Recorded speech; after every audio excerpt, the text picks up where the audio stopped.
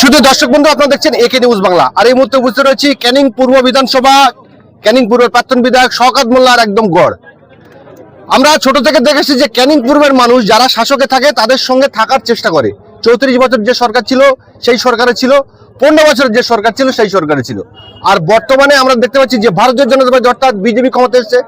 BJP ক্ষমতা এসে 294টা বিধানসভা সিটে একটাও মুসলমানকে প্রার্থী করেনি। এখনো পর্যন্ত ভারতীয় জনতা পার্টিতে কোনো বড় নেতা মুসলমান আছে বলে আমার জানা নেই।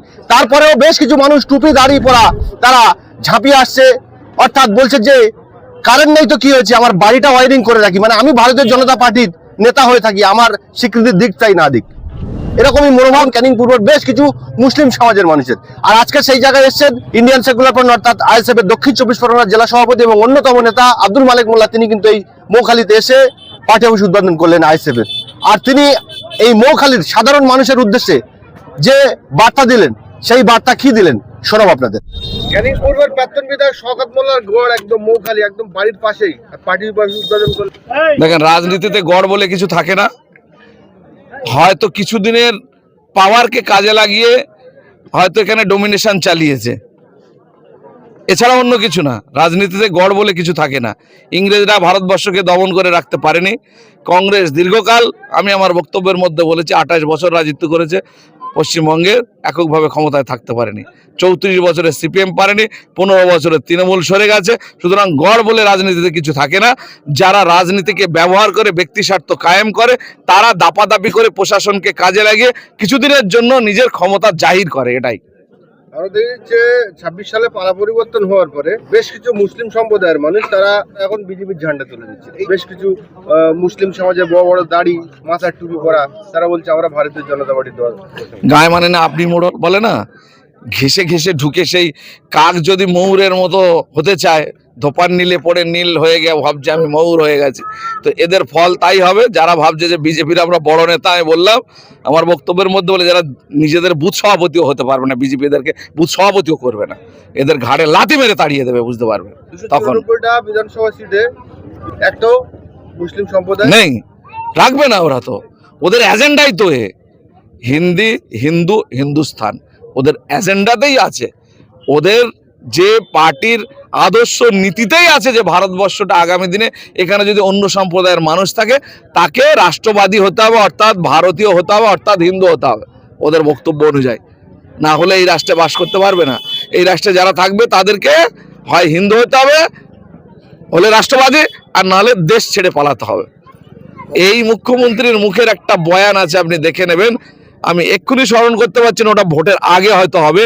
সেখানে পরিষ্কার বলা আছে, সাধারণ কিছু মহিলারা জুটে বলছে যে আমাদের রাস্তাটা অবস্থা খুব খারাপ। বলছে আগে নিজেরা বাস, আর উন্নয়ন করতে গেলে ধর্ম পাল্টাতে হবে। ভিডিওটা পারলে খুঁজে দেখে নেবেন আপনারা। তা সেই রাজ্যের মুখ্যমন্ত্রী, তার মুখের ভাষা যদি এটা হয়, আর দাড়িওয়ালা লোকগুলো গামছা বেঁধে ভাবতেছে আমি বিজেপির ওখানে গিয়ে বিশাল বড় তালেবার হয়ে যাব, যখন ধাক্কা খাবে তখন বুঝতে পারবে। আপনি একটা কথা আমি ভুলে যাচ্ছি, একটু জিজ্ঞেস করবেন যারা এই বিজেপি আমাদের এখন ওদেরকে বলবেন যে দিলীপ বাবু অর্থাৎ দিলীপ ঘোষ আপনাদের বড় মন্ত্রী বলেছে যে নামাজ পড়তে গেলে বাংলাদেশ নাহলে পাকিস্তানে চলে যাও। এটা সত্যি না মিথ্যা? আর এর বিষয়ে তোমাদের মতামত কি? তোমরা নামাজ পড়ো না নামে মুসলমান? এই বিষয়ে তোমাদের বক্তব্য কি শুনে নেবেন। ক্যানিং পূর্বের মানুষ সবসময় ক্ষমতা যাদের হাতে থাকে, যে দল থাকে তাদের সঙ্গে থাকে। স্বার্থ কেন্দ্রিক, ব্যক্তি স্বার্থ কেন্দ্রিক, এইভাবে যতদিন চলবে আমি বললাম এরা জীবনে কোনোদিন মানুষের স্বার্থে কাজ করতে পারবে না। এরা প্রকৃত নিজের ব্যক্তি স্বার্থেই রাজনীতি করে, ব্যক্তি স্বার্থের জন্যই এরা অন্য দলে ঘুরপাক, তারা লাথি মারতে চাইছে, এরা পায়ে জড়িয়ে সেখানে ঘুরপাক খাচ্ছে। এতে করে বুঝতে হবে এদের নিজের স্বার্থের জন্য এরা রাজনীতিটা করছে। এরা প্রকৃত রাজনীতির লোক নয়, রাজনীতির জন্য করছে না, মানুষের স্বার্থে রাজনীতি এরা করছে না। যারা বর্তমানে বড় বড় দাড়ি, টুপি, হাজি রুমাল করে যারা ভারতীয় জনতা পার্টি করে বলছে, এদের স্থান দেবেন তো? কি করবে বলছে না, করছে। আমি বললাম না কিছুদিন যাক না। মোখতার আব্বাস নাকভি অনেক বড় সেন্ট্রাল কমিটির বিজেপির নেতা, খাতায় নাম ছিল, কোথায় ভ্যানিশ হয়ে গেছে। বিজেপির লিস্টে কোথাও কোনো মুসলমানের নাম আছে দেখেছেন? কোথাও বড় বড় বড় মাপের কোনো নেতা আছে? যারা আছে সব মাথা গুঁজে ক্ষমতা ভোগ করার জন্য কোনো মতে ঘুরপাক খাচ্ছে। কোনোদিন বড় জায়গা বা বিজেপির ওই সিস্টেমের মধ্যে এরা ঢুকতে পারবে না। গতকালের ঘটনা, আজকের মুখ্যমন্ত্রী শুভেন্দু অধিকারী বিধানসভায় দাঁড়িয়ে বললেন যে আজ থেকে গুন্ডা দমন বিল চালু হবে এবং 78 জনের নাম প্রধানমন্ত্রী নিয়ে একটা আমি তো ওটাই বললাম, যে স্টুডেন্টরা আন্দোলন করেছে, এখানে বিশেষ সম্প্রদায় শুক্রবার নিয়ে কথাটা আপনি কেন বলছেন? এর সঙ্গে তো কোনো লিঙ্ক করে না। স্টুডেন্টরা আন্দোলন করেছে, সেখানে সেই ছবি ফুটেজ পরিষ্কার আছে, দেখুন না সেখানে কোথায় নামাজ পড়া লোকগুলো গিয়ে সেখানে ঝামেলা করেছে। অর্থাৎ আমি যেটা বলছিলাম, বাঘের পানি ঘোলানো ছাগলের গল্প, সেটা এখন এই সরকার যে কোনো মূল্যে মুসলমানদের উপরে টার্গেট করে, এদের উপরে অত্যাচার করে মেজরিটি পার্সেন্ট হিন্দু ভাইদের বোঝাতে চাইছে, দেখো হিন্দু ভাই তোমরা আমাদের সঙ্গে থাকো, নইলে মুসলিমরা কিন্তু বেড়ে যাচ্ছে। ওদের কিভাবে আমরা টাইট দিচ্ছি সরকারের পক্ষ থেকে দেখতে পাচ্ছ তো, সুতরাং আমাদের থেকে সরো না। এই যে বিজেপির থেকে মানুষ মুখ ঘুরিয়ে নিচ্ছে, স্টেশনের হকার উচ্ছেদ থেকে শুরু করে বিভিন্ন বুলডোজার, বিভিন্ন রকম ব্যবসা বাণিজ্যের প্রতিবন্ধকতা, এইসবের সরকারের যে জনবিরোধী নীতির বিরুদ্ধে হিন্দু ভাইয়েরাও বুঝতে পারছে, যার কারণে তাদের থেকে সরা শুরু করেছে। এখানে ধর্মীয়ভাবে এটা ঢোকানোর চেষ্টা করছে। কি কারণ বলো না? শুক্রবারে নামাজ পড়ে মুসলমানরা, বকলমে আপনি ঘুরিয়ে বলছেন কেন? তারা তোমার কোন ধানে ময়দা দিয়েছে? তুমি তাদেরকে টার্গেট করে বলছো তাদের বিরুদ্ধে ব্যবস্থা নেব কেন? এইভাবে কতদিন মানুষকে বোকা বোঝাবে? প্রবণতা দেখছি যে সকালে বিজেপি, দুপুরে সিপিএম, সন্ধ্যাবেলা আইএসএফ, এই যারা 3-4 জায়গায় গিয়ে যারা নিজের রাজনৈতিক সিদ্ধি আমরা চিহ্নিত করার চেষ্টা করছে। আমি আমার কর্মী বন্ধু ভাইদেরকে বলবো, ডুয়েট অবস্থান নেওয়া যাবে না। যারা আইএসএফ করছেন তারা যদি সিপিএম করতে চান করুন, আপনার ভালো লাগলে কোনো অসুবিধা নেই। আমাদের সঙ্গে সিপিএম এর জোট হয়, নির্বাচনী জোট হয়, একসঙ্গে লড়াই করি, ঠিকই আছে।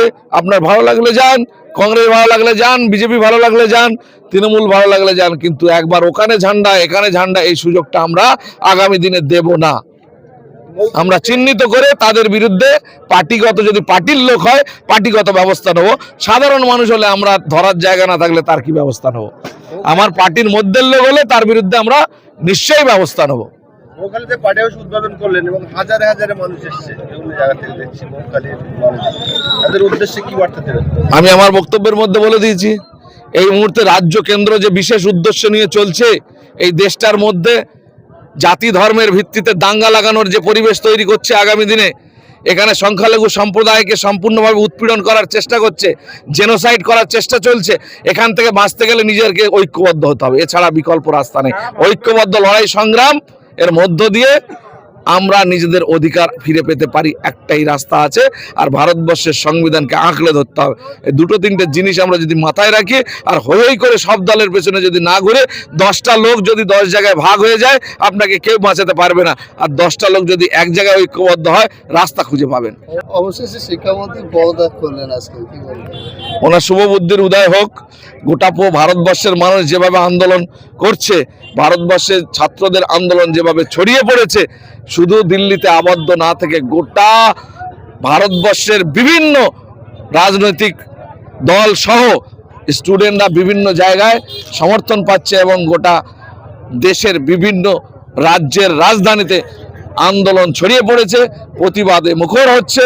এটা দেখে হয়তো কোনোভাবে বুঝতে পেরেছে যে এই আন্দোলন থামানো কোনোভাবেই সম্ভব নয়, যার কারণে ইনি পদত্যাগ করেছে। মন্ত্রী বলছে 70 বছর আগে আজাদি হয়ে গেছে, তাহলে কেন আজাদি নেই? অপব্যাখ্যা করলে হবে না। আজাদি কথার অর্থ কি বুঝতে হবে। মনুবাদ মানে কি? ধর্মের মধ্যে যে মনুবাদ আছে সেটা আমি এক্ষুনি ব্যাখ্যা করতে গেলে অনেক টাইম লাগবে। তার থেকে আজাদি চাইছে, অর্থাৎ সেটাকে বর্জন করতে চাইছে। দেশের যে সাম্প্রদায়িকতা তার বিরুদ্ধে আজাদি চাইছে। দেশের মধ্যে পিছিয়ে পড়া মানুষদের উপর যে অত্যাচার চলছে তার থেকে আজাদি চাইছে। আজাদি ওইভাবে তো তুমি ব্যাখ্যা করলে হবে না, ওটা তো ভুল ব্যাখ্যা, অপব্যাখ্যা। গরিব মানুষের শিক্ষার অধিকার কোথায়? কেন এমপি এমএলএ ছেলেরা বিদেশে পড়বে আর আপনার ঘরে আমরা যারা ভোট দিয়ে সরকার বানাই তাদের ঘরের ছেলেরা এখানে প্রাইভেট সরকারি স্কুলে যেখানে টিচার নেই, কিচ্ছু নেই, পড়াশোনা হয় না, সেখানে পড়বে? তাহলে সবার জন্য সমান নীতি নির্ধারিত হোক। স্বাস্থ্য কেন্দ্রগুলো লাইন দিয়ে হাজার হাজার রোগী, একটা ডাক্তার কটা রোগী দেখতে পারে? 50, 60, 100 ডাক্তার বাড়ান, কোথায় সুষম ট্রিটমেন্ট হচ্ছে? তাহলে এইগুলোর থেকে আজাদি চাইছে। উনি অপব্যাখ্যা করে দিলে হবে না তো। দেশ স্বাধীন হয়েছে 47 সালে। কিন্তু বিদেশিরা চলে গেছে, কিন্তু আমি আমার রাষ্ট্রে স্বাধীনতা ভোগ করতে পারছি না কেন? সমানভাবে প্রায়োরিটি পাচ্ছি না কেন? এর থেকে আজাদি। এখন যে নতুন করে আবার মনুবাদ আমদানি করা হচ্ছে, ধর্মের ভিত্তিতে রাষ্ট্র পরিচালনা করার চেষ্টা হচ্ছে, সংবিধানকে সম্পূর্ণভাবে উজ্জ্ব করে সংবিধান পরিবর্তন করার চেষ্টা হচ্ছে, এর থেকে আজাদি চাই।